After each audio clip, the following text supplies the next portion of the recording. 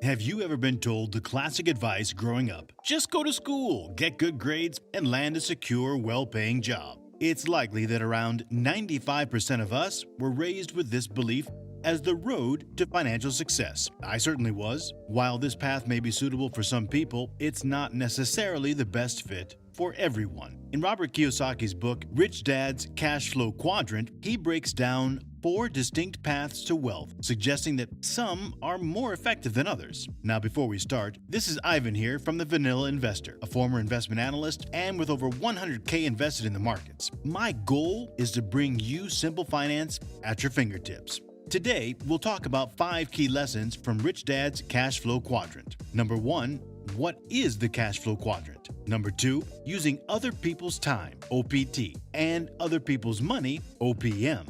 Number 3, the pros and cons of each of the 4 quadrants. Number 4, how you can move to the right side of the quadrant, namely the B and I quadrants. And number 5, the 5 levels of investors. Okay, so let's delve into the first lesson.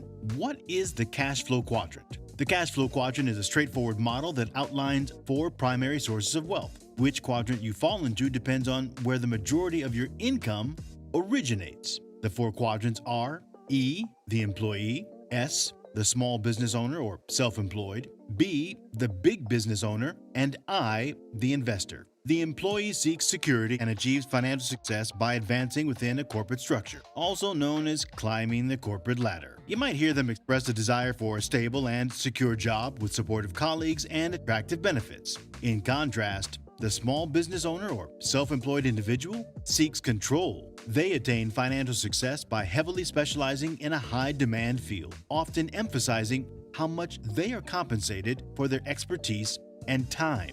More importantly, they want to be in charge of everything. The big business owner prioritizes freedom. Their financial success stems from establishing a profitable business system, often delegating operational tasks to capable individuals. They would prefer hiring talented professionals, often people smarter than them, to manage their business for them. Similarly, the investor also seeks freedom, but achieves it by strategically allocating money where they anticipate the highest returns. They would want their money to work hard for them in the most profitable way possible with minimal effort. Lesson number 2, using OPT and OPM wisely. The primary distinction between the left side and the right side of the Cashflow Quadrant lies in OPT and OPM.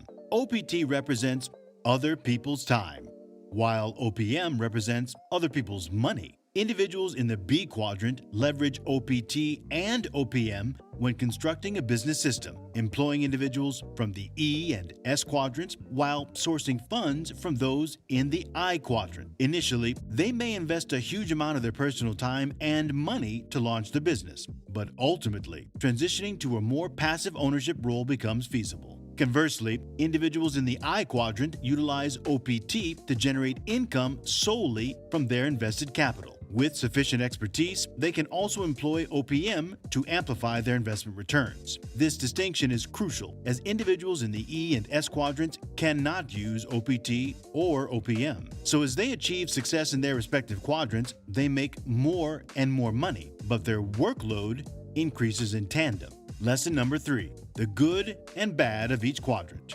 E, the employee. The good, well, they enjoy reduced financial uncertainty, receive benefits like paid vacations and health insurance, and interactions with colleagues. The bad, success often translates to increased workload and less leisure time. Your performance may be higher than your salary, particularly if you're diligent. Dealing with colleagues, especially your boss, can also be challenging. S, the small business owner or self-employed. The good, you become your own boss and are compensated based on your performance. The bad, success entails more responsibilities and less free time. Additionally, there's less financial uncertainty as there's a risk of losing money. B, the big business owner. The good, they get access to OPT and OPM, allowing for quicker financial freedom, enjoy a larger share of profits, and as you can use your corporation to reduce tax obligations. The bad, there's financial uncertainty and a risk of losses. Running a business requires skills beyond what you learned in schools, and managing people can be a headache. I, the investor. The good, they can use OPT and OPM to achieve financial freedom rapidly, benefit from larger share of profits and potential tax advantages, and investment can be passive in nature. The bad, they face financial uncertainty and the possibility of losing money. Lesson number 4. The right side of the equations. While every quadrant has its own pros and cons, the right side offers the fastest route to financial independence. This prompts the question, how can we move to this side? Money, similar to other addictive substances like sex or drugs, has a powerful allure. Earning money from a specific quadrant ingrains an addiction to that quadrant's method of generating income. For example, if you earn as an employee in a corporate setting, your brain associates that type of work with earning money. Consequently, transitioning to a different quadrant becomes challenging due to this ingrained association. Moreover, if you've come from a background where academic degrees, job security, paid leave, and government pensions are highly valued, transitioning may be even more difficult. Several mental hurdles may hinder this transition, including fear of taking risks, fear of failure, and the belief that money cannot buy happiness. Furthermore, our educational system tends to reward those who make fewer mistakes and penalize those who make more.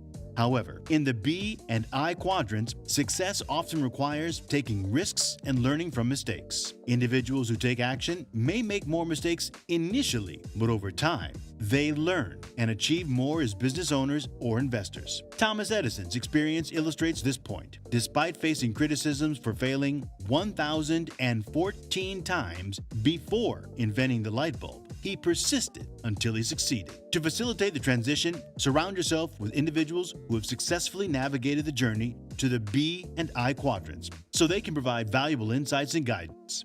Lesson number 5. The 5 levels of investors. As outlined by Robert Kiyosaki, depicting various levels of financial intelligence and investment proficiency, beginning with the lowest level. 1.